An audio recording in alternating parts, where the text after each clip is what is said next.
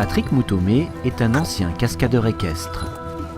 Un cavalier comme les autres, à un détail près, ce grand sportif de 64 ans est non-voyant depuis 1980. Un handicap qui l'a longtemps éloigné de l'équitation. Le cheval, c'était pour Patrick un métier, mais surtout une passion fulgurante, découverte à l'âge de 19 ans. J'avais un parcours un peu chaotique et un jour un copain m'a amené chez un type qui faisait des promenades à cheval à l'époque. Et puis au cours de la balade à cheval, le type se retourne et me dit « je cherche quelqu'un pour s'occuper de mes chevaux ».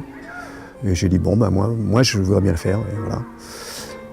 Et il se trouve que cette personne c'était Mario Loachi et j'ai commencé à travailler chez lui comme palefrenier. Et très vite, Mario m'a dit « écoute, tu vas laisser tomber le métier de palefrenier ». Et j'ai commencé à faire de la voltige, aller sur des plateaux de tournage avec lui, commencer à travailler. C'est lui qui m'a vraiment mis le pied à l'étrier. C'était ma vie, voilà. Je faisais de la voltige, je tombais des chevaux, parce que j'aimais ça, voilà. Et puis un jour, donc, j'ai eu un accident au cours d'une préparation de cascade, on va dire, voilà. J'ai eu un accident, j'ai perdu la vue. Donc il a fallu vraiment, là, tout à coup, entrer dans le métier d'aveugle. Appelez Bertrand à propos des livres que l'on a reçus. Ce métier d'aveugle, Patrick le juge incompatible avec sa passion. Pendant plus de 15 ans, il ne remontera plus à cheval. Je ne me sentais plus capable de monter à cheval. Je me disais, voilà, c'est pas possible.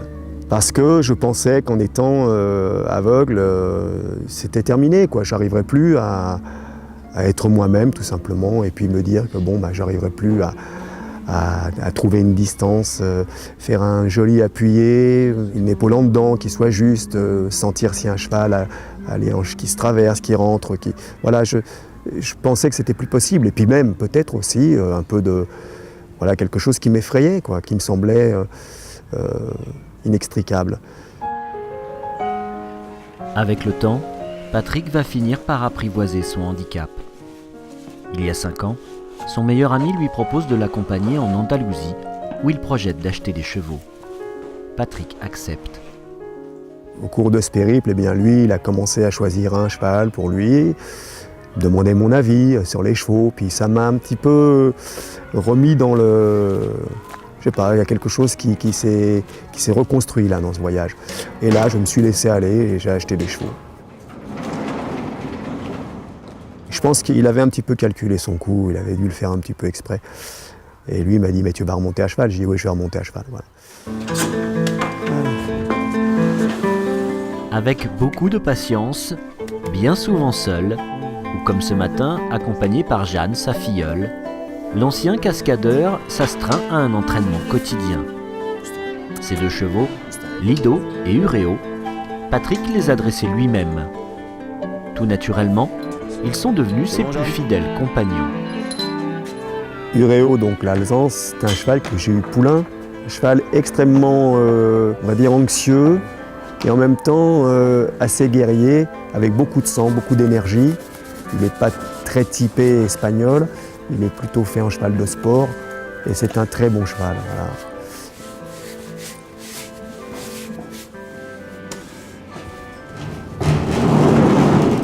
T'es là, Delphine? Il a fallu trouver des repères déjà pour situer déjà l'espace dans lequel nous allions évoluer, le cheval et moi. Un repère sonore. J'ai 2 radios que je mets en diagonale, chacune branchée sur une onde différente. Ça me situe un petit peu l'espace dans lequel je vais évoluer, mais l'espace sonore. Ensuite, pour ce qui est du cheval, je mets une petite clochette à la sous-gorge. Alors au départ, c'était plutôt une indication s'il y avait une chute. Si je tombais comme moi, comme ça, si le cheval partait, je savais où il était. Maintenant, je tombe moins. Donc c'est devenu très vite une indication plus de situation. S'il n'est pas fixe dans son encolure, tac tac, la clochette teinte un peu, donc je sais, c'est une indication pour moi. Et puis bon, j'ai 2 gaules pour monter à cheval. Je peux en serrer un tout petit peu de temps en temps pour les chevaux, mais c'est surtout 2 antennes qui sont de chaque côté posées sur mes cuisses. Ça me situe un peu le pare-botte ou le mur, si je suis dans un endroit où il y a un mur ou un pare-botte. Et voilà tout ce qui constitue enfin le gros de ce travail. Mais c'est surtout axé sur, pour moi, l'écoute du cheval.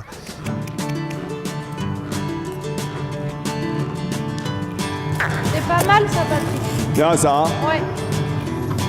Bien ça. Bien Jeanne, non? Oui, à la fin c'est mieux, ouais. En essayant de laisser l'orgueil le plus loin possible, c'est pas montrer aujourd'hui, c'est faire. Voilà. Je fais les choses de façon très lente, avec beaucoup de rigueur et d'opiniâtreté. J'ai un ami qui est instructeur, qui vient très souvent me regarder travailler et me faire travailler. J'ai besoin de ses conseils, j'ai besoin du regard de quelqu'un compétent. Et Jeanne, c'est ma filleule, elle est monitrice, elle monte à cheval en dressage, elle se débrouille très bien. Et tout ça, c'est un échange. Et ça aussi, c'est très enrichissant pour moi. Et peut-être pour les autres aussi.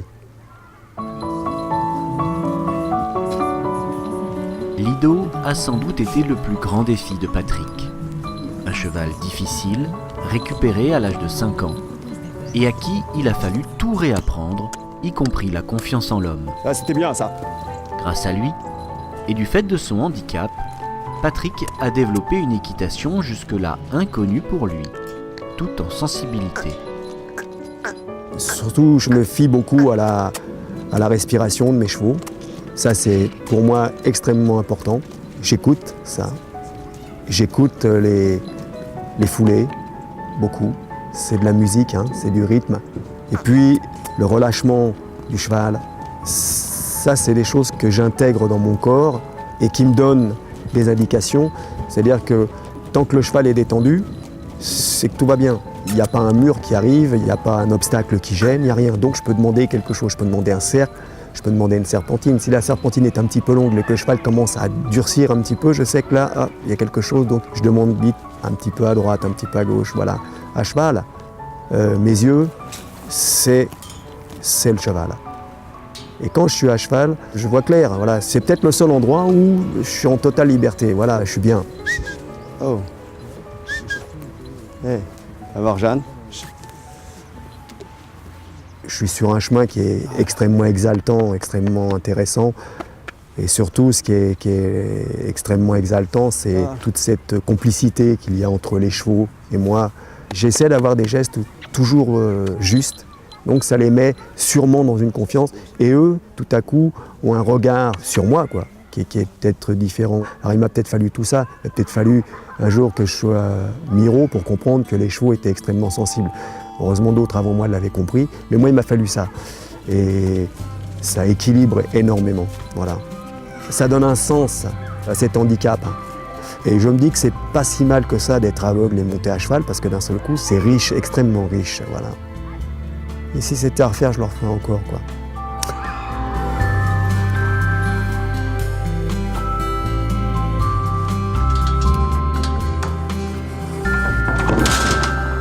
À demain, les gars.